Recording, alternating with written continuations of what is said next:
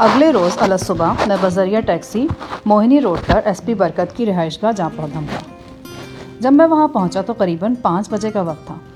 یہ وہ وقت ہوتا ہے جب پولیس ناکے ختم ہو چکے ہوتے ہیں اور قانونی یا غیر قانونی نقل و حرکت میں کسی طرح کی رکاوٹ حائل نہیں ہوتی۔ ایس پی برکت رات دیر سے لوٹا تھا، لہٰذا لمبی تان کر سو رہا تھا۔ اس کی بیوی مجھے نہیں پہچانتی تھی۔ میں نے اس پر روب گاٹھا کہ میں برکت کا دیرینہ دوست ہوں۔ نتیجہ یہ نکلا کہ 5 منٹ بعد برکت آنکھیں ملتا ہوا مجھ تک پہنچ گیا۔ مجھے پہچان کر اس کا منہ مٹی کے ٹوٹے پیالے جیسا ہو گیا۔ پہلے تو لگا کہ وہ مجھ پر پھٹ پڑے گا، لیکن پھر اس نے تحمل سے کام لیا۔ مجھے گالیاں تو نہیں دے سکتا تھا، لہٰذا خود ہی کو 1-2 گالیاں دے کر غصہ ٹھنڈا کیا۔ وہ حیران تھا کہ پولیس مجھے پورے شہر میں ڈھونڈ رہی ہے اور میں سلیمانی ٹوپی پہن کر یہاں ادھم کا ہوں۔ میں نے اسے اپنے آنے کی وجہ بتائی اور ان گھڑیوں کے متعلق پوچھا جو چند ماہ پہلے میں نے اسے سونپی تھی۔ برکت نے بتایا کہ وہ گھڑیاں ساحی صاحب نے موصول نہیں کی، بلکہ انہوں نے کہا تھا کہ گھڑیاں لاکرز میں رکھوا دی جائیں۔ اب وہ گھڑیاں کہاں ہیں؟ لاکر میں۔ کس کے لاکر نام ہے؟ میرے ہی نام ہے۔ مجھے وہ گھڑیاں فوری طور پر درکار ہیں۔ برکت نے شروع میں تو ٹال مٹول کی کوشش کی، لیکن وہ یہ بھی جانتا تھا کہ میں غیر معمولی حالات سے گزر رہا ہوں اور صاحب صاحب نے اسے تاکید کر رکھی ہے کہ میری ہر ممکن مدد کی جائے۔ لہٰذا کچھ دیر وہ اوپر نیچے ہونے کے بعد راہ راست پر آ گیا۔ وہ مجھ سے میری گمشدگی کے متعلق بہت کچھ پوچھنا چاہ رہا تھا، لیکن میں کچھ بتانے والا نہیں تھا۔ میں ٹالتا رہا۔ جلد ہی برکت سمجھ گیا کہ مجھ سے سر کھپانا فضول ہے۔ وہ بولا، میں ہی بھوتنی داؤں، تیرا کوئی قصور نہیں ہے۔ صبح 10 بجے کے قریب برکت نے دونوں گھڑیاں لا کر مجھے دے دیں۔ سری لنکا میں نے ان عجوبہ روزگار گھڑیوں کے بارے میں برکت کو کافی کچھ بتا دیا تھا۔ برکت حیران تھا کہ جب دونوں گھڑیاں میرے پاس موجود ہیں تو شیخ عاصم ڈیوائس کے نظام کو دوبارہ چالو کیسے کرے گا؟ میں نے برکت کو بتایا کہ وہ اس تیسری گھڑی کے بارے میں بھول رہا ہے جو شیخ عاصم اور شنکر کے زیر استعمال رہی ہے۔ عین ممکن ہے کہ وہ گھڑی اس وقت شیخ عاصم کی کلائی میں ہو اور وہ میری ہر حرکت سے باخبر ہو رہا ہو۔ موہنی روڈ سے واپسی کا سفر خطرناک تھا، لہٰذا میں ایس پی برکت کے ساتھ اس کی سرکاری گاڑی میں چھپ چھپا کر گلبرگ پہنچا۔ احتیاطاً میں عالم قریشی کی کوٹھی سے کافی فاصلے پر ہی اتر گیا تھا۔ میں نے برکت کو سمجھا دیا کہ فی الحال وہ صاحب صاحب کو میرے بارے میں کچھ نہ بتائے، میں بہت جلدی ان سے مل لوں گا۔ گھڑی کلائی پر باندھنے کے بعد مجھے عجیب سے تحفظ کا احساس ہونے لگا۔ وہ غیر یقینی کیفیت ختم ہو گئی تھی جس نے کئی دن سے مجھے گھیرے میں لے رکھا تھا۔ مجھے گھر پہنچے بھی تھوڑی ہی دیر ہوئی تھی کہ ایک فون کال نے مجھے جھنجھوڑ کر رکھ دیا۔ یہ کال غزالہ کی طرف سے تھی۔ غزالہ کی آواز گھبرائی ہوئی تھی، لگتا تھا کہ وہ بہت جلدی میں کسی پبلک بوتھ سے فون کر رہی ہے۔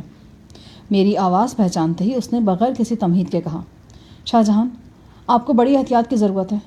ابھی مجھے عاصم نے باتوں باتوں میں بتایا ہے کہ وہ آپ کے سینے میں موجود الیکٹرانک ڈیوائس کا سسٹم آن کر رہے ہیں۔ عاصم کو خدشہ ہے کہ آپ انہیں نقصان پہنچانے کی کوشش کریں گے۔ میرے خیال میں عاصم نے جان بوجھ کر مجھے ڈیوائس والی بات بتائی ہے۔ وہ چاہتے ہیں کہ میں تمہیں اس بارے میں خبردار کر دوں۔ وہ نہیں چاہتے کہ آپ بے خبری میں کوئی نقصان اٹھا جائیں۔ آپ میری بات سمجھ رہے ہیں نا؟ تمہاری بات سمجھ رہا ہوں اور عاصم کی بھی۔ وہ سگنل والی گھڑی تو آپ کے پاس موجود ہے نا؟ ہاں ہے۔ شکر ہے خدایا۔ اچھا، خدا حافظ، اس نے افراتفری میں کہا اور سلسلہ منقطع ہو گیا۔ اسی روز یہ بات بھی پایا ثبوت کو پہنچ گئی کہ دشمن جاں شیخ عاصم ڈیوائس کا سسٹم آن کر چکا ہے۔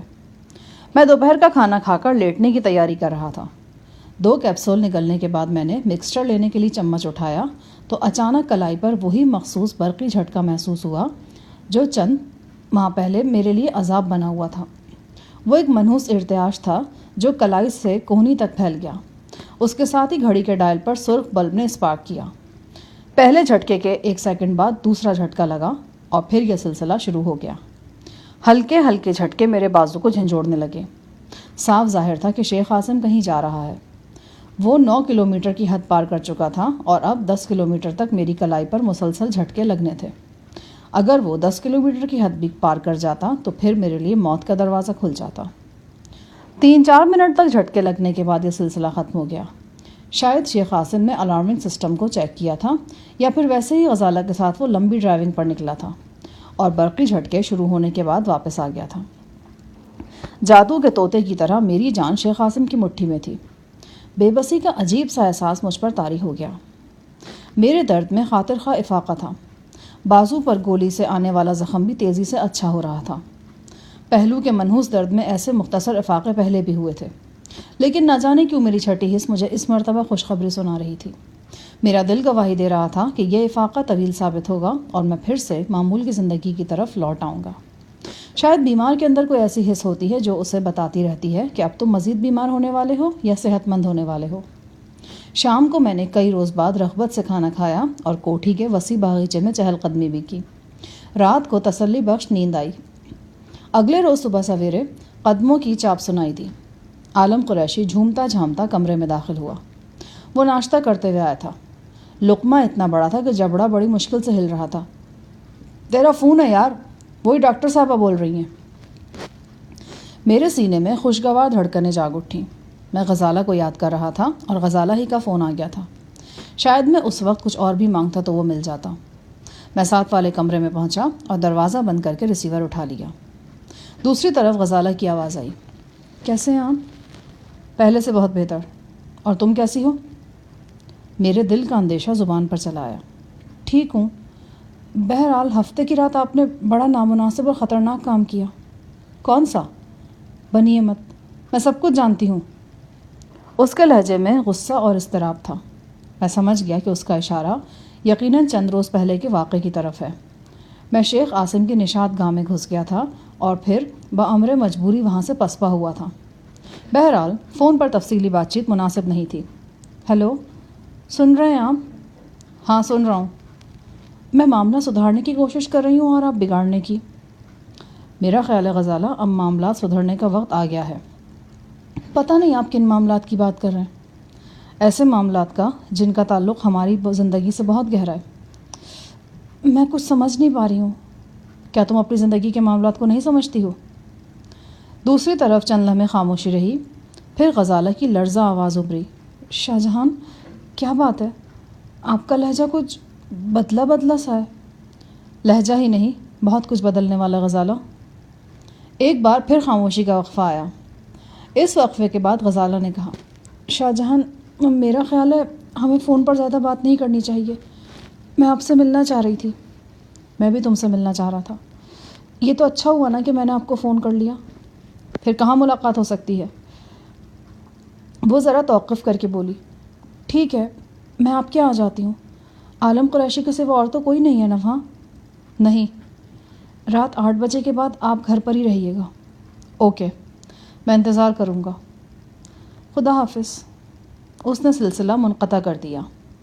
ہفتے کی رات والے واقعے کے حوالے سے میرے ذہن میں بہت سے اندیشے تھے، جن میں ایک اندیشہ یہ بھی تھا کہ کہیں شیخ عاصم یہ نہ سمجھ لے کہ میں غزالہ کی ملی بھگت سے اس کوٹھی میں داخل ہوا ہوں۔ اگر ایسا ہوتا تو غزالہ بڑی سے بڑی مصیبت میں پھنس سکتی تھی۔ لیکن اب غزالہ کا فون سننے کے بعد میرے بہت سے اندیشے باطل ثابت ہو گئے تھے۔ غزالہ کی باتوں سے اندازہ ہوتا تھا کہ وہ کسی نہ کسی طرح معاملے کو ہینڈل کرنے میں کامیاب رہی ہے۔ یہ بھی ممکن تھا کہ اگر شیخ عاصم نے میرے خلاف جوابی کارروائی نہیں کی تو اس میں غزالہ کی کوششیں شامل تھیں۔ اب وہ مجھ سے ملنے بھی آ رہی تھی۔ ان باتوں سے اندازہ ہوتا تھا کہ غزالہ کو صورتحال پر کنٹرول حاصل ہے۔ غزالہ کا فون سننے کے بعد میرے ذہن میں یہ امکان پھر سے روشن ہو گیا تھا کہ شاید غزالہ نے ہفتے کی رات والے واقعے کے باوجود شیخ عاصم کو قائل کر لیا ہو۔ وہ اس بات پر آمادہ ہو گیا ہو کہ الیکٹرانک ڈیوائس میرے جسم سے نکال دیا جائے۔ کاش ایسا ہو جاتا اور میں کھلے میدان میں شیخ سے 2 ہاتھ کر سکتا۔ میرے دل میں شیخ عاصم کے لیے بڑے ارمان تھے، لیکن منحوس ڈیوائس نے میرے ہاتھ پاؤں یوں باندھ رکھے تھے کہ میں بے بس ہو کر رہ گیا تھا۔ اس روز غزالہ کے انتظار میں عجیب طرح کی لذت تھی، وہ لذت جو میں نے اس سے پہلے کبھی محسوس نہیں کی تھی۔ یوں لگتا تھا کہ آج ایک ایسی دیوار میرے اور غزالہ کے درمیان موجود نہیں جس نے برسوں سے ہمیں جدا کر رکھا تھا۔ میں آج غزالہ کے ساتھ مل کر بھولی بسری یادیں تازہ کرنا چاہتا تھا، جل کوٹ کے زمانے کی باتیں کرنا چاہتا تھا اور پھر بڑی محبت سے اسے چھونا چاہتا تھا، وہی محبت جو برسوں پہلے میرے لمس سے روٹ گئی تھی۔ ایک دم میں بھوچنکا رہ گیا۔ مجھے ایک بہت خاص بات یاد آئی تھی۔ آج 13 تاریخ تھی، صرف ایک دن بعد غزالہ کی سالگرہ تھی۔ غزالہ کی سالگرہ کا دن میں بھلا کیسے بھول سکتا تھا؟ ہر سال یہ دن میرے احساس کو چھو کر گزرا تھا۔ جل کوٹ سے بہت دور، کروڑ پکا کے گاؤں میں، بمبئی کے ہنگاموں میں اور جیل کی بارکوں میں، جہاں کہیں بھی یہ دن آیا میں نے اسے محسوس کیا تھا، اس دن سے وابستہ یادوں کو تازہ کیا تھا۔ یہ دن میں صرف ایک مرتبہ غزالہ کے ساتھ منا سکا تھا۔ یہ میرے بچپن کی بات تھی۔ اس وقت میں غالباً 7ویں جماعت میں پڑھتا تھا۔ میں غزالہ کے لیے کہانیوں کی ایک بڑی خوبصورت کتاب لایا تھا۔ یہ کتاب میں غزالہ کو سالگرہ پر دینا چاہتا تھا، لیکن چچی کی ڈانٹ سے ڈرتا بھی تھا۔ بہت سوچ سوچ کر میں نے یہ کتاب غزالہ کے بجائے اس کے چھوٹے بھائی ٹیپو کو دے دی تھی۔ ٹیپو نے کہا تھا، بھائی جان یہ کتاب مجھے پڑھنی نہیں آتی۔ کوئی بات نہیں، غزالہ تمہیں پڑھ کر سنا دے گی۔ پھر جب شام کو میں نے غزالہ کے ہاتھ میں کتاب دیکھی تو مجھے ایسی خوشی ہوئی تھی جسے یاد کر کے آج بھی میں کسی اور دنیا میں پہنچ جاتا تھا۔ یہ غزالہ کی سالگرہ پر میرا پہلا اور آخری تحفہ تھا، ایسا تحفہ جس کے بارے میں غزالہ کو بھی معلوم نہیں تھا کہ وہ اسے دیا گیا تھا۔ ذہن میں یہ خیال آتے ہی کہ کل غزالہ کی سالگرہ ہے، میرے دل میں آئی کہ آج کی ملاقات میں اسے کوئی تحفہ پیش کروں۔ کیا پتہ کل ملاقات ہو یا نہ ہو۔ میں سوچنے لگا کہ کیا دوں۔ کوئی قیمتی پرفیوم، کوئی بیش قدر گھڑی، کوئی نایاب پینٹنگ۔ میں نہ چاہتے ہوئے بھی کسی نوجوان لڑکے کی طرح سوچنے پر مجبور ہو رہا تھا۔ میں جانتا تھا کہ میرے ایک اشارے پر عالم قریشی لاہور میں موجود وہ مہنگی سے مہنگی چیز میرے لیے مہیا کر دے گا جو کسی کو تحفے کے طور پر دی جا سکتی ہے، لیکن مجھے اس سلسلے میں بہت احتیاط کی ضرورت تھی۔ برائے نام ہی صحیح، لیکن غزالہ کسی کی بیوی تھی۔ میرے تحفے سے اس کے کسی خفتہ جذبے کو ٹھیس پہنچ سکتی تھی۔ غور و فکر کے بعد میں نے عالم قریشی کے مالی کو بلایا اور اس سے کہا کہ وہ باغ میں سے سرخ و سفید گلاب کے تر و تازہ پھولوں سے ایک شاندار گلدستہ تیار کرے۔ گلدستہ تیار کرنے میں اس مالی کو دور و نزدیک شہرت حاصل تھی۔ میری توقع کے عین مطابق اس نے ایک حسین و جمیل گلدستہ تیار کیا اور آرائشی کاغذ میں لپیٹ کر میری میز پر رکھ دیا۔ میں نے 7 بجے ہی سے غزالہ کی آمد کا انتظار کرنا شروع کر دیا تھا۔ وہ 8:30 کے لگ بھگ آئی۔ مرسیڈیز پورچ میں رکی۔ میں نے کھڑکی کا پردہ ہٹا کر دیکھا اور دنگ رہ گیا۔ شیخ عاصم بھی غزالہ کے ساتھ تھا۔ وہ خود ڈرائیو کر رہا تھا۔ غزالہ اس کے پہلو میں بیٹھی تھی۔ اپنی شناخت چھپانے کے لیے اس نے برقع پہن رکھا تھا۔ راستے میں یقیناً اس نے نقاب گرائے رکھا ہوگا، مگر اب اٹھا ہوا تھا۔ ایک دم ہی مجھے خطرے کا احساس ہوا۔ میں نے دراز سے بھرا ہوا ریوالور نکالا۔ پھر میں نے ایک اور بات نوٹ کی اور میں بری طرح چونک گیا۔ میرا اور شیخ عاصم کا درمیانی فاصلہ بمشکل 15-20 فٹ کے قریب تھا، لیکن میری کلائی پر کسی طرح کے جھٹکے محسوس نہیں ہو رہے تھے۔ اس کا مطلب تھا کہ الیکٹرانک ڈیوائس کا الارمنگ سسٹم بند ہے۔ جی چاہا کہ کھڑکی میں سے نشانہ لے کر شیخ عاصم کو شوٹ کر دوں، لیکن فوری طور پر یہ فیصلہ کرنا آسان نہیں تھا۔ مجھے یہ دیکھنا تھا کہ شیخ یہاں کیوں اور کس مقصد سے آیا ہے۔ اگلے ہی لمحے شیخ عاصم اور غزالہ نشستگاہ کے اندر تھے۔ غزالہ اتنی نکھری اور دلکش نظر آ رہی تھی کہ نگاہیں اس پر جم کر رہ گئی تھیں۔ وہ گلابی ساڑی میں تھی اور اس کے سراپے میں سے خوبصورتی شعاؤں کی طرح پھوٹتی محسوس ہوتی تھی۔ شیخ عاصم حسب معمول 3 پیس سوٹ میں تھا۔ اس کی گھنی مونچھوں کے نیچے سگار یوں جھانک رہا تھا جیسے تاریک درختوں کے اندر سے توپ کا دھانا نظر آ رہا ہو۔ ان دونوں کی ایک ساتھ آمد نے مجھے مبہوت کر دیا تھا۔ بہرحال میں نے سنبھالا لیا اور کمرے سے نشستگاہ میں آ گیا۔ شیخ عاصم سے آنکھیں چار ہوئیں۔ وہی سمندر سی گہری آنکھیں جن کی تہہ سے کچھ ڈھونڈ کر لانا ممکن نہیں تھا۔ وہ بڑے اطمینان سے میری طرف بڑھا۔ چند سیکنڈ تک میری آنکھوں میں آنکھیں گاڑے رہا، پھر اس نے ہاتھ مسافہ کے لیے میری طرف بڑھا دیا۔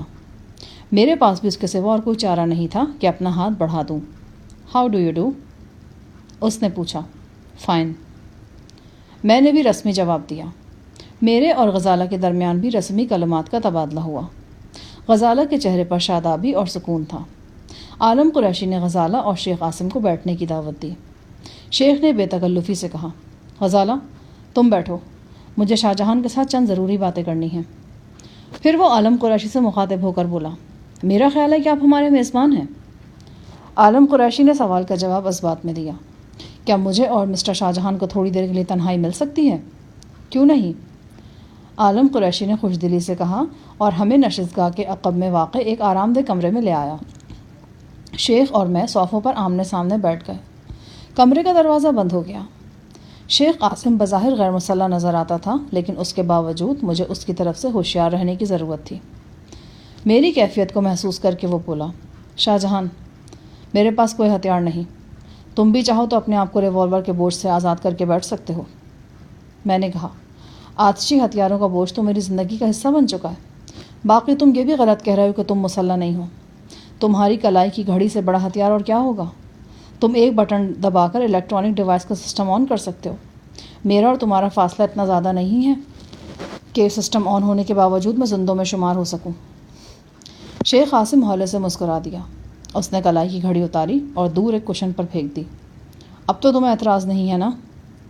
کہو کیسے آئے ہو؟ ایک بہت بڑا مقصد لے کر۔ یہ تو کوئی نئی بات نہیں، ایک بہت بڑا مقصد تو ہر وقت تمہارے پیش نظر رہتا ہی ہے۔ تم غلط سمجھ رہے ہو، میرا مقصد کا تعلق دشمنی سے نہیں دوستی سے ہے۔ میں آج اپنے اور تمہارے تعلقات کی نوعیت بدلنے کے لیے آیا ہوں، ایک ایسے تنازع پر کھلے دل سے بات کرنے کے لیے آیا ہوں جس نے پچھلے کئی برسوں سے ہماری زندگیوں میں زہر گھول رکھا ہے۔ میری رگوں میں وہی وحشت سر اٹھانے لگی جس نے آج سے 8-9 سال پہلے میرے دل و دماغ میں زلزلے برپا کر دیے تھے اور مجھے پڑھے لکھے وکیل سے قاتل بنا دیا تھا۔ میں نے سگریٹ سلگاتے ہوئے کہا، مسٹر عاصم، اس تنازع کے بارے میں بات نہ ہی کی جائے تو اچھا ہے۔ میرے خیال میں وہ تنازع ختم ہو چکا ہے۔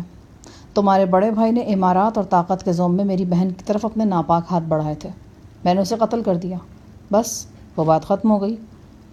یہ تو تم کہتے ہو نا کہ بات ختم ہو گئی، لیکن رواج، سماج اور قانون اس بات کو نہیں مانتے۔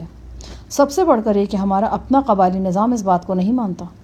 تم نے شیخ راشد بن ارشد کو قتل کیا اور تم ابھی تک زندہ ہو، یہ بات ہم کیسے فراموش کر سکتے ہیں؟ کیا تم یہی سب کچھ یاد دلانے کے لیے یہاں پر آئے ہو؟ نہیں شاہ جہان، آج میں کچھ اور خیالات لے کر تمہارے پاس آیا ہوں۔ اگر تم میرے ان خیالات کو غور سے سنو گے اور ٹھنڈے دماغ سے غور کرو گے تو مجھے یقین ہے کہ تم مجھے کم از کم دشمن نہیں سمجھو گے، اور آنے والے دنوں میں تمہاری یہ سوچ پختہ تر ہوتی چلی جائے گی۔ میرا خیال ہے تم کھل کر بات کرو تو اچھا ہے۔ میں تو خود کہہ رہا ہوں کہ میں آج تم سے کھل کر بات کرنے کے لیے آیا ہوں۔ میں تمہیں وہ سب کچھ کہہ دینا چاہتا ہوں جو میرے دل میں ہے، اچھا یا برا، لیکن اپنا ہر خیال تم پر ظاہر کر دینا چاہتا ہوں۔ تم سوچ رہے ہوگے کہ اگر واقعی میرے اندر یہ تبدیلی آئی ہے تو پھر کیسے آئی ہے؟ میں خود بھی یہ سوچ رہا ہوں۔ بہرحال میں اتنا جانتا ہوں کہ یہ تبدیلی اچانک نہیں آئی۔ میں اپنے پچھلے کئی ماہ سے قدم قدم اس تبدیلی کی طرف سفر کیا ہے، بتدریج اور مسلسل میں تغیر کے عمل سے گزرا ہوں۔ نہ جانے کیوں مجھے اس وقت منگولوں کے بارے میں لکھی ہوئی ہیرلڈ لیم کی کتاب یاد آ رہی ہے۔ اس کتاب میں لیم نے لکھا تھا کہ عورت نے بڑے بڑے راسخ العقیدہ اور سخت گیر مردوں میں اپنی دلاویز نسوانیت کے ذریعے ایسے خاموش انقلاب برپا کیے ہیں کہ تاریخ کے راستے بدل دیے ہیں۔ شاید وہ ان مسلمان عورتوں کا ذکر کر رہا تھا جو سمرقند و بخارا اور بغداد کی بربادی میں منگولوں کے ہاتھ لگی تھیں اور ان کے حرم میں داخل ہوئی تھیں۔ بعد ازاں عورتوں ہی کی وجہ سے ایک انقلاب کی راہ ہموار ہوئی تھی۔ کیا تم نے تاریخ کا وہ حصہ پڑھا ہے؟ مسٹر عاصم، کیا یہ بہتر نہیں کہ حاشیہ آرائی کے بجائے تم دو ٹوک بات کرو؟ وہ بدمزہ ہوئے بغیر مسکرایا اور بولا، بھائی میں تو آیا ہی دو ٹوک بات کرنے کے لیے ہوں۔ اگر تمہیں کوئی بات بری لگی ہے تو میں اس کے لیے پیش کی معذرت چاہتا ہوں۔ شاہ جہان، یہ حقیقت ہے کہ میں آج تک تمہارے خون کا پیاسا رہا ہوں۔ تمہیں مارنا اور اذیت ناک طریقے سے مارنا میری زندگی کا سب سے بڑا مقصد تھا۔ جب میں اذیت ناک طریقے سے مارنے کی بات کرتا ہوں تو اس میں جسمانی اذیت ہی نہیں، ذہنی اذیت بھی شامل ہے۔ مجھے آج یہ اعتراف کرنے دو کہ غزالہ کے ساتھ شادی کرتے وقت میرے ذہن میں بھی یہی خیال موجود تھا کہ میں اس طرح تمہاری ذہنی اذیت کا اہتمام کر رہا ہوں۔ میں نے سری لنکا میں ہنی مون مناتے ہوئے تمہیں اپنے ساتھ رکھا اور پل پل رقابت کی آگ میں جلایا۔ شاید یہ کھیل سری لنکا میں زیادہ دیر تک چلتا، لیکن پھر غزالہ بیمار ہو گئی اور مجھے بھی مقدمے کی وجہ سے واپس امارات جانا پڑا۔ میرے خیال میں تم یہ ساری باتیں بخوبی سمجھتے ہو۔ اس کے علاوہ وہ بات بھی سمجھتے ہو جس کا تعلق تمہارے اپنے گھر سے ہے۔ اگر تم مجھے معاف کرو تو میں یہ اعتراف کھلے الفاظ میں کروں گا کہ پاکستان پہنچنے کے بعد میرا اصل نشانہ تمہاری چھوٹی بہن شفتہ تھی۔ میرے دل و دماغ میں سمایا ہوا تھا کہ چولستان کے صحرا میں جس لڑکی کے لیے میرا بھائی قتل ہوا، میں اس لڑکی تک پہنچوں اور جیسے بھی ہو اسے حاصل کر کے رہوں۔ مجھے اعتراف ہے شاہ جہان کہ میں نے عداوت اور نفرت کی بستیوں میں گر کر بڑی بے رحمی سے اس بارے میں سوچا تھا، اور جن دنوں میں یہ سب کچھ سوچ رہا تھا ان دنوں غزالہ میری بیوی نہیں بنی تھی، تمہارے لیے اذیت کا ایک ذریعہ تھی اور تمہاری بہن تک پہنچنے کے لیے میرے قدموں کی سیڑھی تھی۔ مگر پھر بتدریج میرے خیالات تبدیل ہونے لگے۔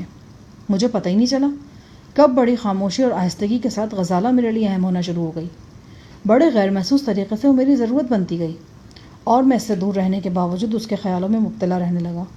اور آج حالات اس موڑ پر آ چکے ہیں شاہ جہان کہ میں غزالہ کو کھونے کا تصور بھی نہیں کر سکتا۔ جو لڑکی ایک انتقام کی لپیٹ میں آ کر میری زندگی میں داخل ہوئی تھی وہ میری زندگی کا حصہ بننے لگی ہے۔ میں اس کے لیے سب کچھ چھوڑنے کو تیار ہوں، اور جو چھوڑ نہیں سکتا اس سلسلے میں بات کرنے کو تیار ہوں۔ کوئی درمیانی راستہ نکالنے کے لیے آمادہ ہوں، اور اسی درمیانی راستے کے لیے میں آج تمہارے پاس پہنچا ہوں۔ میرا خیال ہے تم پھر اپنے بھائی کے قتل کی بات کر رہے ہو۔ ہاں شاہ جہان، میں اسی قتل کی بات کر رہا ہوں۔ تم اچھی طرح جانتے ہو یہ قتل صرف میرا مسئلہ نہیں، میرے پورے خاندان اور قبیلے کا مسئلہ ہے۔ میں اکیلا چاہوں بھی تو اس مسئلے کو ختم نہیں کر سکتا۔ ہاں یہ ضرور کر سکتا ہوں کہ اس مسئلے کو کسی ایسے احسن طریقے سے حل کیا جائے کہ نہ تمہاری انا اور عزت کو کوئی ٹھیس پہنچے اور نہ میرے لوگوں کے دلوں میں رنجش باقی رہے۔ ایک ایسا باعزت اور شاندار تصفیہ ہو جس سے دونوں فریق مطمئن ہو جائے۔ میں شیخ قاسم کی باتیں بڑے دھیان سے سن رہا تھا۔ کچھ باتیں میری سمجھ میں آ رہی تھیں اور کچھ نہیں۔ وہ یہ بات کہہ رہا تھا کہ آج وہ میری اور اپنی دشمنی ختم کرنا چاہتا ہے، اور یہ بھی بتا رہا تھا کہ اسے اس مفاہمت کی طرف لانے والی ہستی غزالہ کی ہے۔ دوسرے لفظوں میں وہ غزالہ کی سحر انگیز شخصیت سے متاثر ہونے کا اعتراف کر رہا تھا۔ شیخ قاسم ایک بہت گہرا شخص تھا، لیکن غزالہ سے متاثر ہونے والی بات ناممکنات میں سے بھی نہیں تھی۔ کم از کم اتنا تو ضرور سوچا جا سکتا تھا کہ بے شمار دوسری عورتوں کے برعکس غزالہ سے ابھی تک شیخ قاسم کا دل نہیں بھر سکا۔ میں نے سری لنکا کے قیام کے دوران یہ بات محسوس کی تھی۔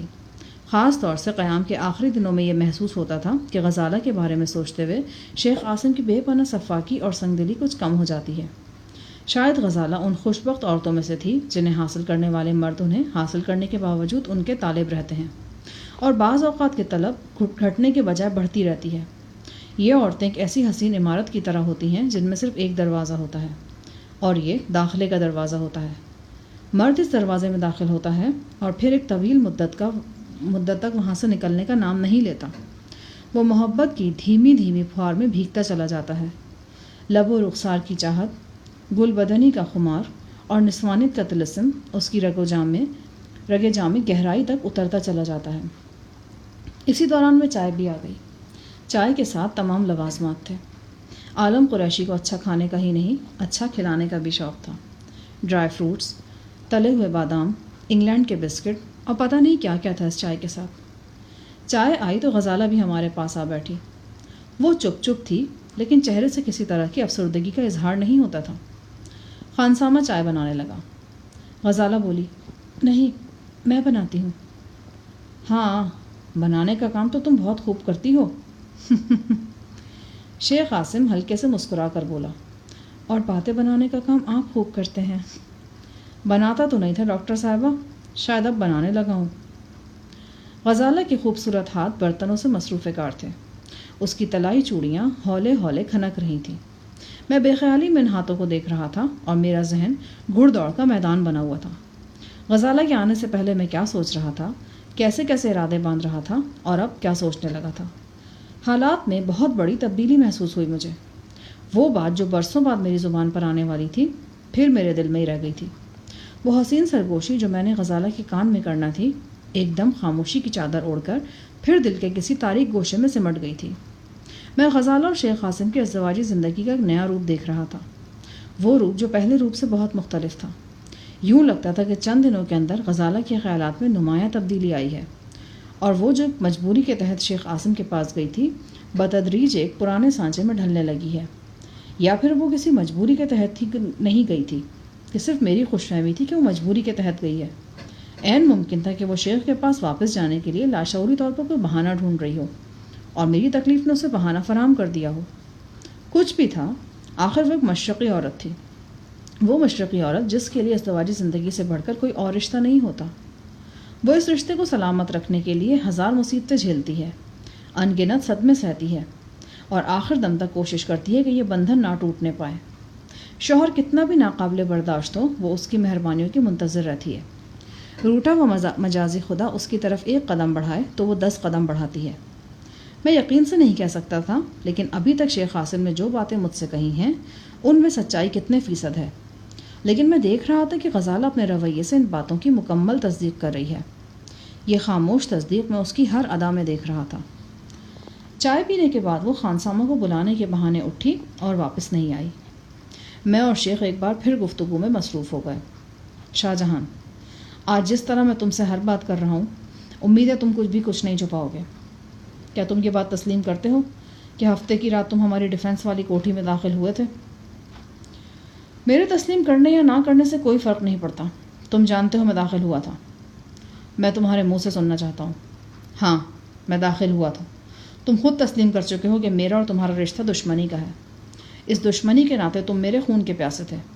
میرے خیال میں اگر تم میری جگہ ہوتے تو تم بھی مجھ تک پہنچنے کے لیے اور مجھے قابو میں کرنے کے لیے کوئی موقع ہاتھ سے نہ جانے دیتے۔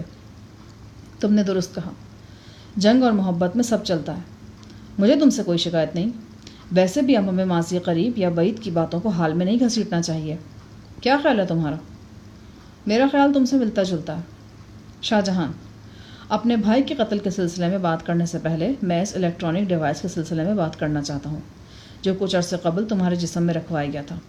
میرا خیال ہے تم بھی اس سلسلے میں میری زبان سے کچھ نہ کچھ سننا چاہو گے۔ میں تو اور بھی بہت کچھ سننا چاہتا ہوں۔ بہرحال تم جو کچھ سنانا چاہتے ہو وہ سنا دو۔ وہ اپنی خالی کلائی پر ہاتھ پھیرتے ہوئے بولا، جیسا کہ شنکر تمہیں انڈیا میں بتا چکا ہے، یہ الیکٹرانک ڈیوائس ایک جاپانی انجینئر کا تیار کردہ ہے اور 2 ماہر سرجنوں کی مدد سے تمہارے معدے میں رکھا گیا تھا۔ اس ڈیوائس کو ایسے طور پر تیار کیا گیا کہ کوئی بھی سرجن جاپانی انجینئر کی عدم موجودگی میں اسے اس کی جگہ سے ہلا نہیں سکتا۔ میں جانتا ہوں پچھلے دنوں اس ڈیوائس کے سبب تمہیں بے حد تکلیف سہنا پڑی اور تم اسپتال میں بھی داخل رہے۔ تمہاری بیماری کے متعلق مجھے غزالہ کی زبانی سب کچھ معلوم ہوا ہے۔ مجھے ملنے والی اطلاعات واقعی تشویشناک ہیں اور میں نے ذہنی طور پر فیصلہ کر لیا ہے کہ یہ ڈیوائس غیر مشروط طور پر تمہارے جسم سے نکلوا دوں گا۔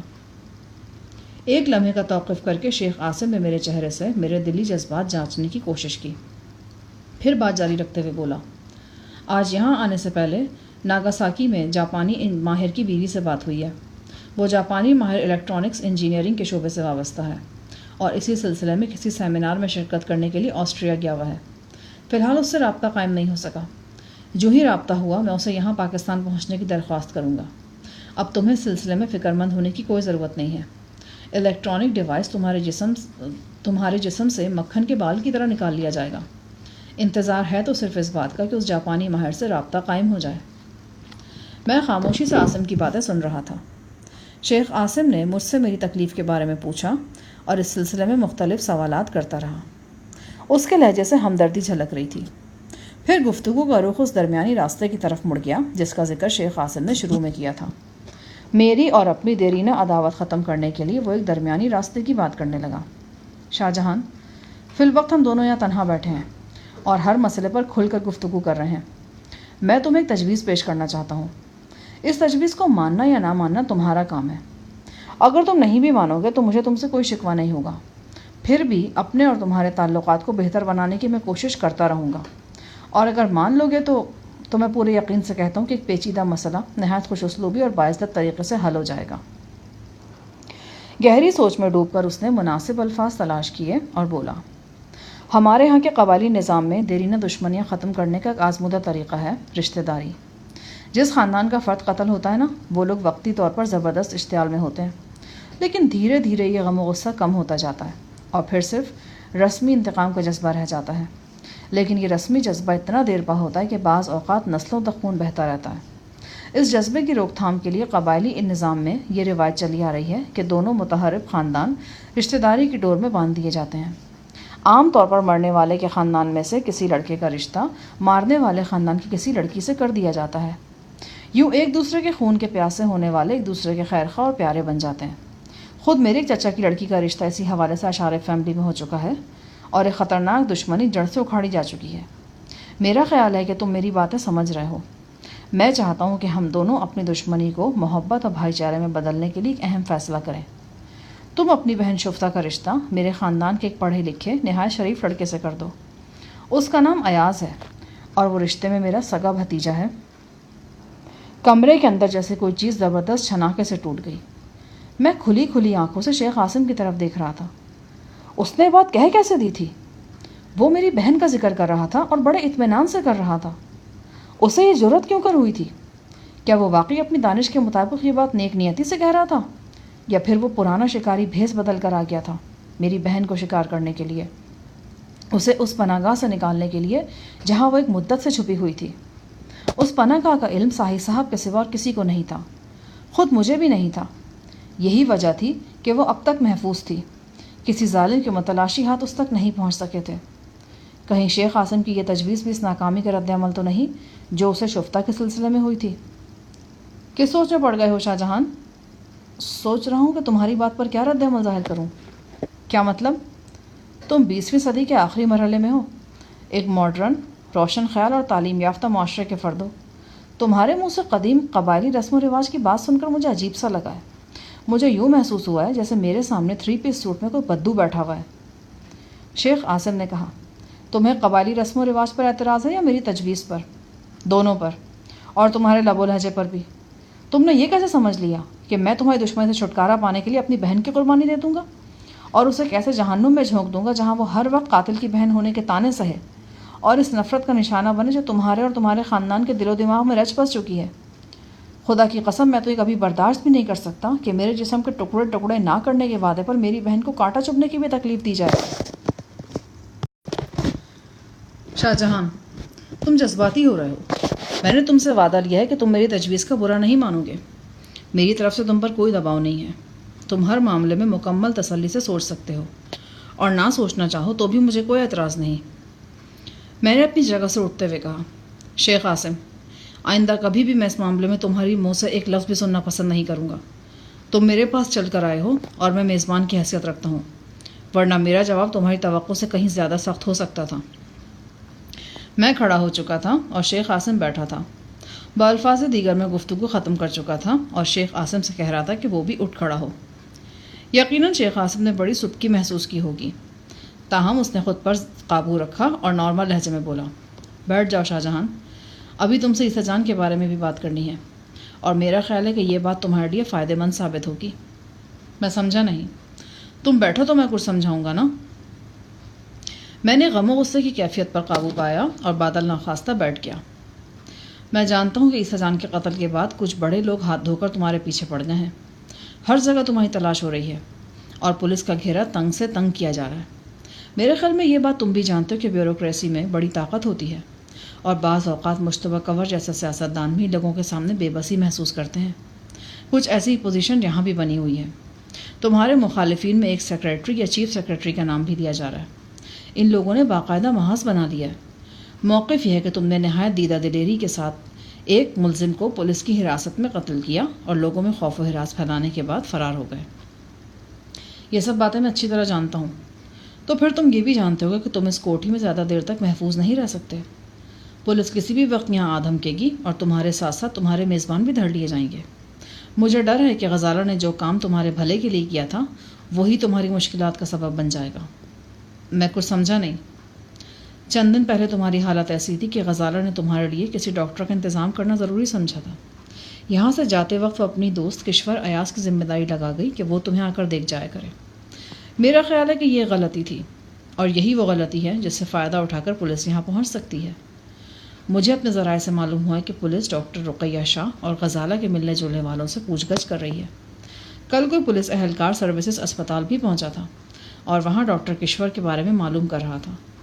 اگر پولیس ڈاکٹر کشور سے پوچھ گچھ کرتی ہے اور گھبراہٹ میں اس کے منہ سے الٹی سیدھی بات نکل جاتی ہے تو وہ پھنس جائے گی۔ مجھے یقین ہے FSF کے شکرے اسے نچوڑ کر رکھ دیں گے۔ ایسے بھی کئی اور امکانات موجود ہیں جو کسی طرح بھی تمہارے حق میں نہیں جاتے۔ پولیس اور دیگر ایجنسیاں جن لائنوں پر تحقیقات کر رہی ہیں ان میں ایک لائن یہ بھی ہے کہ تم ابھی تک اسی علاقے کی کسی کوٹھی میں چھپے ہوئے ہو، اور تم جانتے ہو کہ یہ بالکل درست لائن ہے۔ بالفرض اس بلاک کو گھیرے میں لے کر گھر گھر تلاشی شروع کر دی جائے تو تمہارے لیے سخت مشکل پیش آ سکتی ہے۔ شیخ عاصم کی آنکھیں میری آنکھوں میں گڑی ہوئی تھیں اور وہ سوالیہ نظروں سے میری طرف دیکھ رہا تھا۔ تم کہنا کیا چاہتے ہو؟ تمہارے لیے حالات میں اس شہر بلکہ اس ملک میں حالات سازگار نہیں ہیں۔ یہ لوگ تمہیں پکڑنے اور بے رحمی سے قانون کی چکی میں پیسنے کے لیے بے چین ہو رہے ہیں۔ بہتر ہے کہ کچھ عرصے کے لیے تم منظر سے غائب ہو جاؤ۔ عیسیٰ جان کے قتل سے پیدا ہونے والا وقتی اشتعال بھی دب جائے گا اور مجتمع کور اور رجال ساہی وغیرہ کو بھی موقع مل جائے گا کہ وہ تمہاری حمایت میں اپنی پوزیشن کو بہتر بنا سکے۔ میں نے کہا، خطرات تو ہر جگہ موجود ہیں۔ اگر میں پاکستان سے نکلنے کی کوشش کروں گا تو کیا اس میں خطرات نہیں ہیں؟ یہ سب کچھ تم مجھ پر چھوڑ دو۔ میں تمہیں یہاں سے یوں نکالوں گا کہ کسی کے فرشتوں کو بھی خبر نہیں ہوگی۔ میں اور غزالہ کچھ دنوں کے لیے جاپان جا رہے ہیں۔ جاپان کافی بڑا ملک ہے، تم کہیں بھی روپوش ہو سکتے ہو۔ پھر وہاں تمہارا الیکٹرانک ڈیوائس کا مسئلہ بھی بخوبی حل ہو سکتا ہے۔ جو ہی جاپانی ماہر سے رابطہ ہوگا تمہاری چھوٹی سی سرجری کر دی جائے گی، لیکن کسی طرح کی مجبوری نہیں ہے۔ اگر تم ہمارے ساتھ جاپان نہ جانا چاہو تو کہیں اور بھی جا سکتے ہو۔ میں صرف یہ چاہتا ہوں کہ تم کچھ عرصے کے لیے پاکستان میں نہ رہو اور میری اس رائے میں غزالہ کی رائے بھی شامل ہے۔ ہمدردی کا بہت بہت شکریہ، لیکن میں ابھی کہیں باہر جانے کا سوچ بھی نہیں سکتا۔ اچانک ایک آواز نے مجھے چونکا دیا۔ میں ششدر رہ گیا۔ مجھے یوں لگا جیسے زری گل بول رہا ہے۔ میں نے جلدی سے اٹھ کر کھڑکی کا پردہ ہٹایا۔ کھڑکی میں سے مین گیٹ نظر آ رہا تھا اور مین گیٹ پر زری گل موجود تھا۔ وہ کوٹھی کے پٹھان چوکیدار کے ساتھ 1000 میل فی گھنٹہ کی رفتار سے پشتو بول رہا تھا۔ چوکیدار بھی زور زور سے سر ہلاتا جا رہا تھا۔ پھر زری گل کاغذ کی ایک پرچی چوکیدار کو دکھانے لگا اور اسے کچھ سمجھانے کی کوشش کرنے لگا۔ زری گل کی یہاں موجودگی میرے لیے بالکل غیر متوقع تھی۔ جب میں لال کوٹھی میں عیسیٰ جان کو ہلاک کرنے کے بعد فرار ہوا تھا تو زری گل ایس پی برکت کے ساتھ تھا۔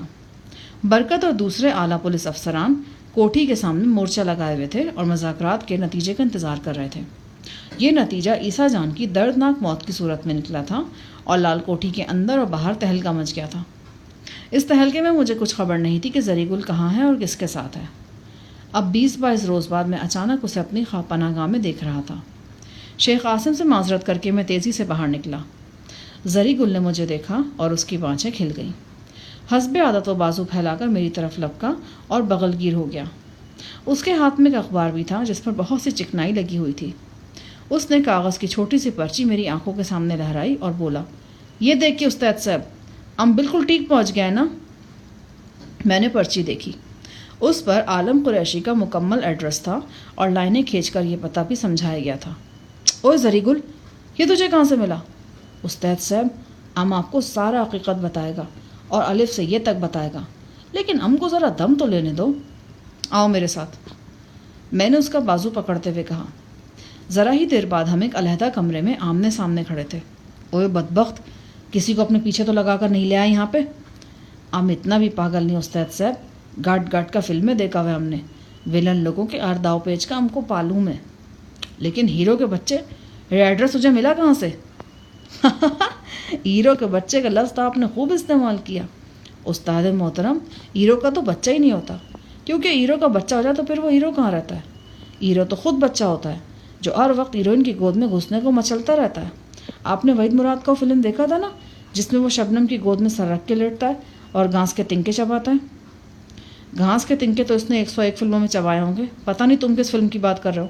اور اب یہ بکواس بند کرو، مجھے بتاؤ کہ تمہیں ایڈریس کہاں سے ملا؟ ہم آپ کو ابھی بتاتا ہے، لیکن اس سے پہلے ہم آپ کو ایک مبارکباد دینی چاہتا ہے۔ کیسی مبارکباد؟ عیسیٰ جان کو ہلاک کرنے کا مبارکباد، زری نے کہا اور ایک بار پھر میرے گلے سے لگ گیا۔ اچھا، اب ایڈریس کے بارے میں بتاؤ۔ وہ کرسی پر بیٹھتے ہوئے بولا، ایک دن آپ نے فرمایا تھا نا کہ آپ نے سائیں علی کے بارے میں حیران ہونا چھوڑ دیا ہے۔ ہمارا خیال ہے کہ آپ نے ٹھیک کیا ہے۔ کیا مطلب؟ ہم کو بھی پہلے یقین نہیں آیا تھا، لیکن اب ہم کو بھی لگ رہا ہے کہ وہ کوئی بدرو وغیرہ ہے، ایک ایسا بدرو جو اپنی چیلی کے ساتھ ہر وقت شہر کے گلی کوچوں میں چکراتا رہتا ہے اور کسی بھی وقت آپ سے ٹکرا سکتا ہے۔ ویسے استاد صاحب، کیا آپ بدروؤں وغیرہ پر یقین رکھتے ہیں؟ یقین کی کیا بات ہے بھائی، میں تو ہر وقت ہی بدروؤں میں گھرا رہتا ہوں، ایک تو ابھی بھی میرا کھوج لگاتے ہوئے یہاں تک پہنچی ہے۔ آپ مذاق کر رہے استاد صاحب، ہم کو تو سچ مچ سائیں علی سے خوف سا آنے لگا ہے۔ یہ آج 6-7 بجے کا بات ہے، ہم گلستان سنیما سے فلم رنگیلا دیکھ کر نکلا ہی تھا کہ سامنے سروجف الو کی پٹی پر نظر پڑ گیا۔ خدا کا قسم، اس 1 نمبر کا بہروپا نے وہ ایک دم بیکاری نظر آ رہا تھا، پھٹے پرانے کپڑوں میں جلیبی والے کے پاس کھڑا تھا اور جلیبی لے رہا تھا۔ ہم خاموشی سے اس کے پیچھے جا کر کھڑا ہو گیا۔ اس نے 6 روپے کا جلیبی لیا اور 2 روپیہ دیا۔ جلیبی والا بولا، باقی 4 روپے؟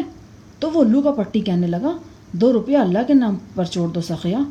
وہ کہنے لگا، اچھا 2 روپیہ اللہ کے نام پہ چھوڑ دیا اور باقی 2 روپیہ؟ تو پتہ حرامزادی کیا بولا باقی 2 روپے کا ہم کو چٹکی کاٹ لو۔ جلیبی والا اونٹوں پہ زبان پھیر کے رہ گیا۔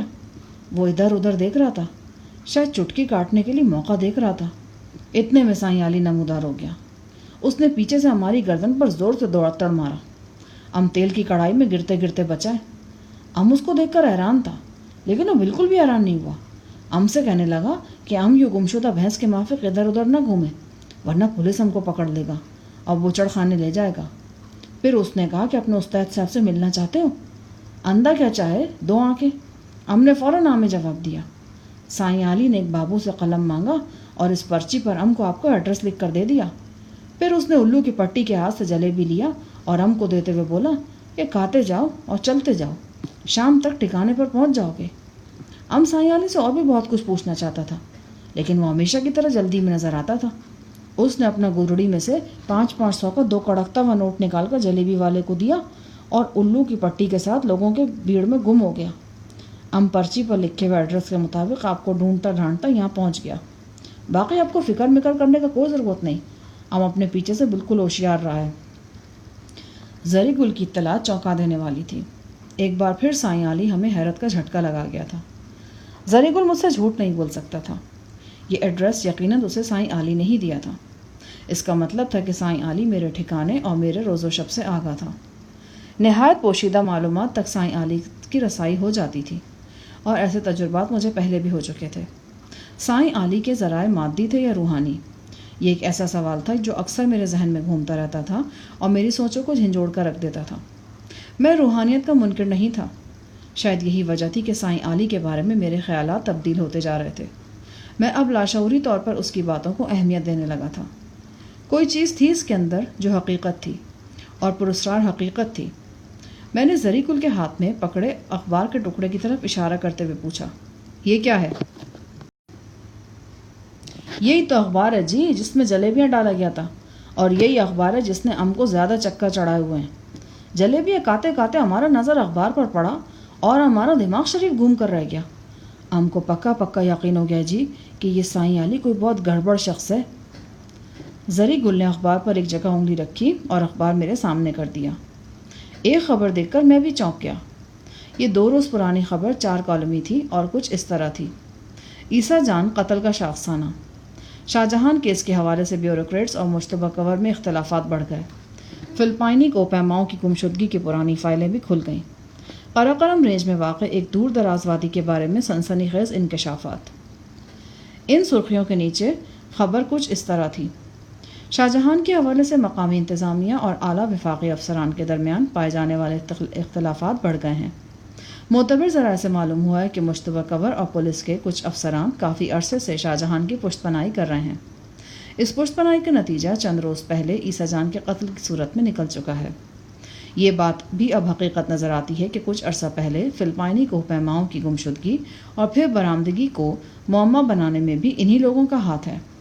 ان لوگوں نے کچھ نہایت اہم حقائق صرف اس وجہ سے عوام کے سامنے نہ آنے دیے کہ ایسا کرنے سے ان کے اپنے مفادات کو نقصان پہنچتا تھا۔ یہ بھی معلوم ہوا ہے کہ 3 فلپائنی کوہپیماؤں کو اغوا کرنے، حبس بیجا میں رکھنے اور ان میں سے ایک کو قتل کرنے والے لوگوں کا تعلق قراقرم کی ایک دشوار گزار وادی سے ہے۔ یہاں کے لوگ پرلے درجے کے سفاک اور غیر مہذب ہیں۔ اب تک بے شمار سیاح، کوپیما اور مقامی لوگ ان وحشی پہاڑی لوگوں کی بھیڑ چڑھ چکے ہیں۔ ایک اہم ذرائع سے معلوم ہوا ہے کہ ملزم شاہجہان کا ایک قریبی ساتھی تاحال انہی پہاڑی لوگوں کی قید میں ہے۔ اس شخص کو بچانے کے لیے ہی مشتبہ کور اور دیگر افسران نے ان پہاڑی لوگوں کے خلاف کوئی کارروائی نہیں ہونے دی۔ بالفاظ دیگر اس خطرے کی وجہ سے کہ اس ایک شخص کو نقصان نہ پہنچ جائے، بے شمار لوگوں کی جان و مال کے لیے ایک سنگین خطرہ قبول کر لیا گیا ہے۔ اب اعلیٰ حکام نے فیصلہ کیا ہے کہ 2 روز کے اندر اندر اس معاملے کی مکمل چھان بین کی جائے گی، اور اگر ضروری سمجھا گیا تو مذکورہ وادی کے قانون شکن پہاڑیوں کے خلاف سخت ترین کارروائی عمل میں لائی جائے گی۔ ابھی اس سلسلے میں مزید تفصیلات سامنے آ رہی ہیں۔ اس خبر کے نیچے باکس میں ایک خبر اور بھی موجود تھی۔ اس خبر کا تعلق فلپائنی کوپیما ٹیم کے سربراہ راموس سے تھا۔ مسٹر راموس نے ٹیلی فون پر دیے گئے بیان میں کہا تھا کہ حالات بڑے غلط رخ پر جا رہے ہیں۔ جو لوگ اس بات کی حمایت کر رہے ہیں کہ مذکورہ وادی کے غیر مہذب پہاڑی لوگوں کے خلاف مسلح کارروائی کی جائے، وہ غلطی پر ہیں۔ وہ ایک مشکل ترین علاقہ ہے اور وہاں کارروائی کرنے والوں کو سخت مزاحمت کا سامنا کرنا پڑے گا۔ اس بات کا بھی شدید خدشہ موجود رہے گا کہ وادی کے لوگ یرغمالی افراد کو قتل کر دیں گے۔ میں نے ان خبروں کو بے حد حیرت سے دیکھا تھا۔ اتفاقاً میں 1-2 دن اخبار کا مطالعہ نہیں کر سکا تھا، ورنہ یہ سرخیاں میری نگاہ میں ضرور آتی۔ یہ بے حد تشویشناک خبریں تھیں۔ مجھے اس سلسلے میں پہلے سے ہی اندیشہ تھا۔ صاحب صاحب نے مشتبہ کور کے ساتھ مل کر بڑی دانشمندی سے وہ خبریں چھپا لی تھیں جن کا تعلق گلگت میں پیش آنے والے واقعات سے تھا۔ اعلیٰ سطح کی ایک میٹنگ میں یہ فیصلہ ہوا تھا کہ کم از کم اس وقت تک یہ واقعات راز میں رہنے چاہیے جب تک تمام یرغمالی بحفاظت وادی سے واپس نہیں آ جاتے۔ لیکن اب افسران اور با اختیار افراد کی باہمی چک پلش کی وجہ سے یہ فیصلہ دھرے کا دھرا رہ گیا تھا۔ وہ سب باتیں اخباروں کی زینت بن رہی تھیں جو چند نہایت ذمہ دار افراد تک محدود رہنی چاہیے تھیں۔ ان خبروں میں سب سے پریشان کن اطلاع یہ تھی کہ اعلیٰ حکام ان قانون شکن لوگوں کے خلاف کارروائی کا پروگرام بنا رہے تھے جو قتل اور اغوا وغیرہ کی وارداتیں کر رہے تھے۔ میں جانتا تھا کہ یہ کتنا خوفناک فیصلہ ہے۔ یہ بم کو لات مارنے کی کارروائی تھی۔ زری گل محویت سے میرے چہرے کے اتار چڑھاؤ دیکھ رہا تھا۔ استاد صاحب، آپ کی طرح ہمارا حیرت بھی بالکل گم ہو گیا تھا۔ پتہ نہیں کیوں ہم کو وہ خانم کا گانا یاد آ گیا تھا، دنیا میں کوئی یار ہو وفادار۔ اچھا تم یہیں بیٹھو، کسی سے کوئی بات نہیں کرنا، یہاں ایک مہمان آیا ہوا ہے، میں اسے رخصت کرنے کے بعد آتا ہوں۔ آپ ہمارا طرف سے بے فکر رہیں، آپ نے عیسیٰ جان کا جھٹکا فرما کر ہمارا روح شاد باد کر دیا ہے۔ آپ کا حکم ہو تو ہم ایک ٹانگ پر کھڑا ہو کر بھی قیامت تک آپ کو انتظار کرے گا۔ زری گل کو کمرے میں چھوڑ کر میں واپس شیخ عاصم کے پاس آ گیا۔ وہ بھی زری گل کی آمد کا نظارہ کر چکا تھا۔ کہیں یہ وہی پٹھان تو نہیں جو انڈیا اور سری لنکا میں بھی تمہارے ساتھ تھا؟ میں نے اس بات میں سر ہلایا۔ یہ شخص ہمیشہ غلط وقت پر آتا ہے، اس وقت بھی اس نے ہماری گفتگو کا تسلسل ختم کر دیا ہے۔ میں تم سے یہ کہہ رہا تھا کہ کچھ عرصے کے لیے پاکستان چھوڑنے میں تمہاری بہتری ہے۔ یہ بیوروکریسی بڑی ظالم شے ہوتی ہے، ایک بار جس کے پیچھے پڑ جائے نا اس کا ناختہ بند کر کے چھوڑتی ہے۔ میری اطلاعات کے مطابق تمہارے گرد بھی گھیرا تنگ کیا جا رہا ہے، مختلف لوگوں سے شہادتیں اور ثبوت اکٹھے کیے جا رہے ہیں۔ ایک مقامی صحافی کے ذریعے مجھے اطلاع ملی ہے کہ کل ایک فلمی یونٹ کے حوالے سے بھی سنسنی خیز خبر اخبار میں چھپ رہی ہے۔ فلمی یونٹ کے ارکان نے انکشاف کیا ہے کہ گلگت میں شوٹنگ کے دوران ان کے جو افراد ہلاک اور لاپتہ ہوئے ہیں وہ سب کے سب ایک مقامی قبیلے کے ڈاکوؤں کا شکار ہوئے ہیں، اور ڈاکوؤں کا یہ منظم گروہ وہی ہے جس نے فلپائنی کوپہماؤں کے علاوہ بے شمار دوسرے سیاحوں کو اغوا اور قتل کیا ہے۔ فلمی یونٹ والوں نے الزام لگایا ہے کہ اعلیٰ حکام کے شدید دباؤ کے تحت انہوں نے ان واقعات کو مختلف انداز میں پیش کیا اور اپنے بیانات میں وادی کے منظم لٹیروں کا ذکر نہیں کیا۔ فلمی یونٹ میں موجود فلمی ہیروئن کی سرپرست مہتاب نامی ایک عورت ہے۔ اس نے کہا ہے کہ شاہ جہان کا ایک نہایت قریبی دوست صفدر ابھی تک ڈاکوؤں کے قبضے میں ہے۔ اس کی جان بچانے کے لیے شاہ جہان کی ماں پر اعلیٰ حکام نے اصل واقعات سامنے نہیں آنے دیے۔ سگار کا ایک طویل کش لیتے ہوئے شیخ عاصم نے کہا، مجھے معلوم ہے شاہ جہان، اس بیان بازی میں بہت سی جھوٹی باتیں بھی شامل ہوں گی، لیکن جھوٹ کو جھوٹ ثابت کرنے کے لیے جو پاپڑ بیلنے پڑتے ہیں وہ بھی تمہیں معلوم ہے۔ زری گل کی آمد سے پہلے میں شیخ عاصم کی باتوں کو زیادہ اہمیت نہیں دے رہا تھا۔ میرا خیال تھا کہ وہ اپنی دانست میں مجھے خوفزدہ کرنے کی کوشش کر رہا ہے، لیکن اب محسوس ہو رہا تھا کہ معاملات میری توقع سے کہیں زیادہ بگڑ چکے ہیں، اور کچھ لوگوں نے میرے ہم خیالوں کے خلاف باقاعدہ محاذ بنا رکھا ہے، اور اسی محاذ آرائی کے سبب وہ ایک ایسی سنگین غلطی کے بارے میں سوچ رہے ہیں جو انہیں ہرگز نہیں کرنی چاہیے۔ اگر یہ لوگ اپنی طاقت کے زوم میں نانگا پربت کے برف زاروں میں گھس جاتے اور مذکورہ وادی تک پہنچنے کی کوشش کرتے تو ایسے عذاب کا شکار ہو جاتے جس کا انہوں نے تصور بھی نہیں کیا تھا۔ پھر ان کے ساتھ ساتھ ان تمام یرغمالیوں کی زندگی بھی موت کے شکنجے میں آ جاتی جو آزادی اور واپسی کی آس لگائے بیٹھے تھے۔ صورتحال ایک دم ہی دھماکہ خیز ہو گئی تھی۔ میں پچھلے ہفتوں سے وہ تمام حیرتناک واقعات فراموش کیے ہوتا جو گلگت کی وادی میں پیش آئے تھے۔ بس کبھی کبھی صفدر کی یاد ذہن پر یلغار کرتی تھی، لیکن اب زری گل اور شیخ عاصم کی فراہم کردہ اطلاعات نے وہ سارے ہولناک مناظر پردہ تصور پر نمایاں کر دیے تھے۔ حالات کا رخ بہت صاف نظر آ رہا تھا۔ اعلیٰ افسران اور حکام کی باہمی لڑائی کی وجہ سے وہ راز فاش ہو گیا تھا جسے یرغمالیوں کی رہائی تک ہرگز فاش نہیں ہونا چاہیے تھا۔ اس راز کے فاش ہونے کے بعد کچھ عاقبت نااندیش لوگ یہ پروگرام بنا رہے تھے کہ نامعلوم وادی کا سراغ لگایا جائے اور وہاں کے لوگوں کی بے کنی کی جائے۔ مجھے اپنا سر گھومتا ہوا محسوس ہو رہا تھا۔ میں نے شیخ عاصم سے کہا، افسروں کی چکپلش اور اخباری خبروں کے بارے میں تم نے جو کچھ مجھے بتایا ہے، کیا وہ تمہاری بیوی کو بھی معلوم ہے؟ نہیں، وہ ابھی تک بے خبر ہے۔ میرا بھی یہی خیال ہے۔ اگر وہ باخبر ہوتی تو کبھی بھی یہ نہیں چاہتی کہ میں موجودہ حالات میں تمہارے ساتھ جاپان چلا جاؤں۔ کیا کہنا چاہتے ہو تم؟ جو حالات تم نے بتائے ہیں ان سے اندازہ ہوتا ہے کہ قراقرم کے گرد و نواح میں پھر کوئی ہنگامہ ہونے والا ہے۔ میرے قریبی دوست صفدر کے علاوہ دیگر کئی ایسے افراد وہاں یرغمال بنے ہوئے ہیں جن کی جان بچانا میں اپنا فرض سمجھتا ہوں۔ اس حالت میں ملک سے باہر جانے کا سوچ بھی نہیں سکتا۔ عاصم نے دونوں ہاتھ اٹھاتے ہوئے کہا، اس میں جلد بازی والی کوئی بات نہیں ہے بھائی، تم اطمینان سے سوچ لو۔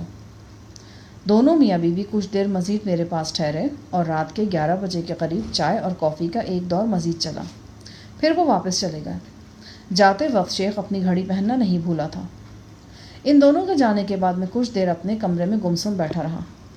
غزالہ کے آنے سے پہلے کے تمام خیالات اب ایک سراب معلوم ہوتے تھے، ایک ایسا سراب جس کو بے قرار صحرا نے گھیرا ہوا تھا۔ وہ میٹھا میٹھا درد اور سہانا سا احساس ناپید ہو چکا تھا جو آج شام مجھ پر طاری تھا۔ اس احساس کی جگہ کی اضطراب آمیز غم دل و دماغ پر مسلط ہو رہا تھا۔ میں اپنی جگہ سے اٹھا، الماری کھولی اور سرخ و سفید گلاب کا گلدستہ اٹھا کر بیزاری سے ڈسٹ بن میں پھینک دیا۔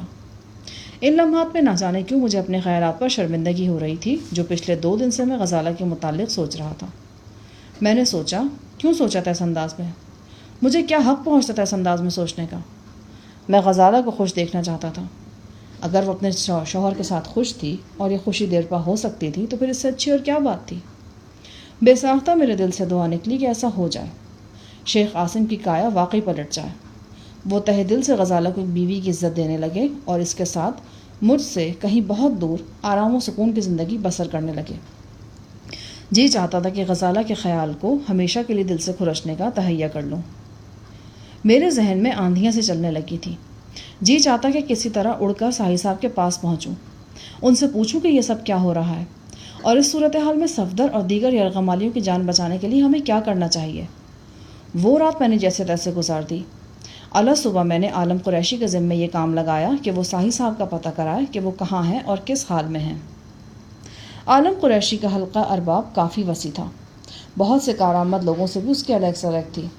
اس کے گھر میں آئے دن لمبی چوڑی دعوتیں ہوتی تھیں، بسنت منائی جاتی تھی، ٹی وی پر کرکٹ میچ دیکھے جاتے تھے اور تاش کی بازیاں جمتی تھیں۔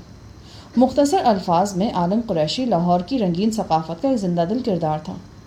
سپہر تک میں عالم قریشی کی رپورٹ کا انتظار کرتا رہا اور اپنے خیالوں کے تانے بانے میں الجھا رہا۔ سائیں علی کا تصور بھی رہ رہ کر دماغ پر حملہ آور ہو رہا تھا۔ سائیں علی نام معلوم وجوہ کی بنا پر دفینے کو مقصد حیات بنایا ہوا تھا۔ اس وقت ہمارے پاس دفینے کا واحد سراغ جون چاول تھا اور وہ اس وقت وادی میں تھا۔ اگر وادی میں کارروائی ہو جاتی تو جون چاول کے ساتھ ہی یہ سراغ بھی ہمیشہ کے لیے ختم ہو جاتا۔ ان حالات میں سائیں کا فعال ہونا سمجھ میں آتا تھا۔